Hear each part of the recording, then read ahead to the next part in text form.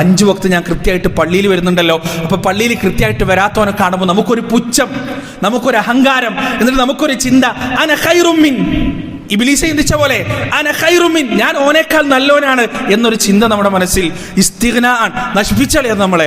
ഒരിക്കലും നമ്മുടെ ജീവിതത്തിൽ നമ്മുടെ മനസ്സിൽ അത് ഉണ്ടാവാൻ പാടില്ല.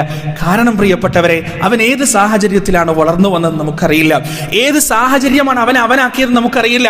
ഒരു പക്ഷേ അവന്റെ സ്ഥാനത്തായിരുന്നു നമ്മളെങ്കിൽ നമ്മൾ അവനേക്കാൾ അതപ്പതിക്കുമായിരുന്നു. എന്നെ ഈ സ്ഥാനത്ത് നിർത്തിയത്, എന്റെ ഉമ്മക്കും ഉപ്പക്കും മകനായി എന്നെ നൽകിയത്, എന്റെ തറവാട്, എന്റെ കുടുംബം എനിക്ക് നൽകിയത്, എന്റെ ജീവിതത്തിലുണ്ടായ സകല സാഹചര്യങ്ങളും എനിക്ക് നൽകിയത് എന്റെ റബ്ബാണ്. ഇതൊന്നും ഞാൻ തീരുമാനിച്ചിട്ട് വന്നതല്ല. വാരത്ത് ഞാൻ ജനിക്കണം, തക്കാളിപ്പൊടിയെ ജനിക്കണം എന്നൊന്നും ഞാൻ പടച്ചവനോട് അപ്ലിക്കേഷൻ എഴുതി കൊടുത്തിട്ട് ഞാൻ ജനിച്ചതല്ല. അള്ള ജനിപ്പിച്ചതാണ്, അള്ള തന്നതാണ്. ആ സാഹചര്യങ്ങൾ മാറുമ്പോൾ മനുഷ്യന്റെ സ്വഭാവം മാറും. അതുകൊണ്ട് പ്രിയപ്പെട്ടവരെ, ജീവിതത്തിൽ ഞാൻ ഓനേക്കാൾ നല്ലോനാണ് എന്നൊരു ചിന്ത നമുക്കുണ്ടാവാൻ പാടില്ല. അമിതമായ ആത്മവിശ്വാസം മനുഷ്യനെ നശിപ്പിച്ചു കളയും. അത് തറവാടിന്റെ പേരിലാണെങ്കിലും, സമ്പത്തിന്റെ പേരിലാണെങ്കിലും, ദീനിനിഷ്ഠയുടെ പേരിലാണെങ്കിലും, സ്ഥാനമാനങ്ങളുടെ പേരിലാണെങ്കിലും. അടുത്തതായി മനുഷ്യനെ നശിപ്പിക്കാൻ പോകുന്ന നശിപ്പിക്കാൻ പ്രാപ്തിയുള്ള വലിയൊരു രോഗമാണ് നിരാശ എന്ന് പറയുന്നത്. നിരാശയെക്കുറിച്ച് പരിശുദ്ധ ഖുർആനിൽ എമ്പാടും റബ്ബ് സുബ്ഹാനഹു വ തആല സംസാരിച്ചിട്ടുണ്ട്.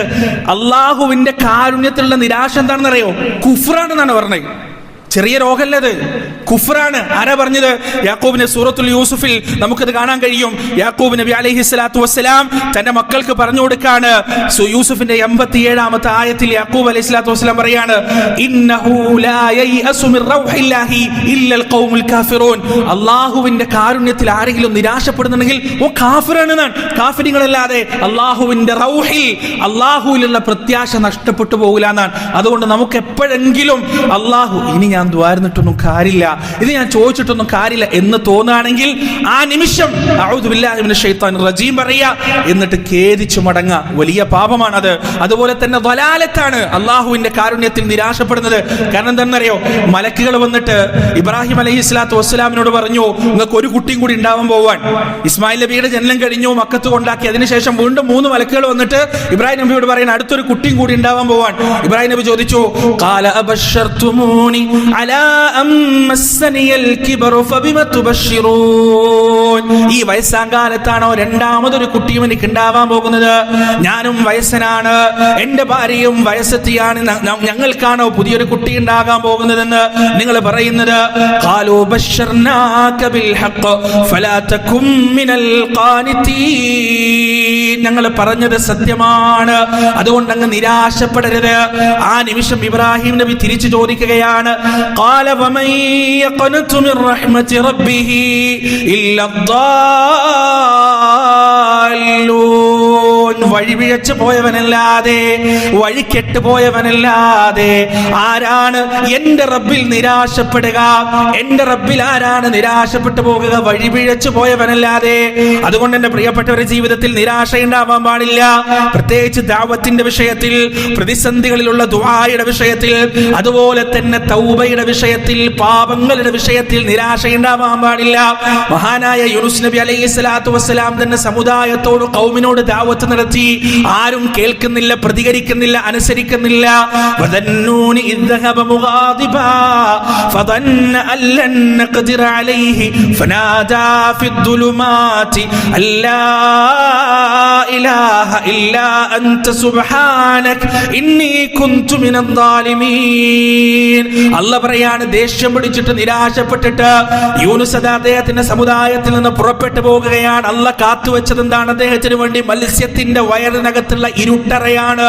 ആ ഇരുട്ടറക്കുള്ളിൽ വെച്ചുകൊണ്ട് നിരാശ എന്ന വലിയൊരു പാതകം തനിക്ക് സംഭവിച്ചു പോയി എന്ന് യൂനുസ് അലൈഹി സ്വലാത്തു വസ്സലാം അല്ലാഹുവിനോട് പറയുകയാണ്. ലാ ഇലാഹ ഇല്ലാ അൻത സുബ്ഹാനക, റബ്ബേ നീയല്ലാതെ ആരാധനയിൽ നീ പരമപരിശുദ്ധനാണ്. ഇന്നി കുൻതു മിനൽ ളാലിമീൻ, ഞാൻ അക്രമകാരികളിൽ പെട്ടുപോയി റബ്ബേ. എന്താ അക്രമം? നിരാശപ്പെട്ടു പോയി എന്നുള്ളതാണ്. അല്ലാഹു മറുപടി നൽകുക പറയുന്നതിന് മുന്നേ നിരാശപ്പെട്ടു പോയി എന്നുള്ളതാണ്. നമ്മളൊക്കെ പറയാറുണ്ട്, എത്ര കാലം ദുആ ചെയ്തു, എത്ര പ്രാർത്ഥിച്ചു, എത്ര ഇബാദത്ത് ചെയ്തു, എന്റെ അവസ്ഥക്കൊന്നും ഒരു മാറ്റമില്ല. അങ്ങനെ തന്നെ നിരാശയുടെ വാക്കുകളാണ്. പറയരുത് പ്രിയപ്പെട്ടവരെ. അള്ളാഹു എന്താണ് നമുക്ക് കരുതി വച്ചിരിക്കുന്നത് എന്ന് നമുക്കറിയില്ല. നമുക്ക് സിക്സ് സെൻസ് ഒന്നുമില്ല. കാത്തിരിക്കുക, ക്ഷമയോടെ പ്രാർത്ഥിക്കുക, ക്ഷമയോടെ ദുആ ചെയ്യുക.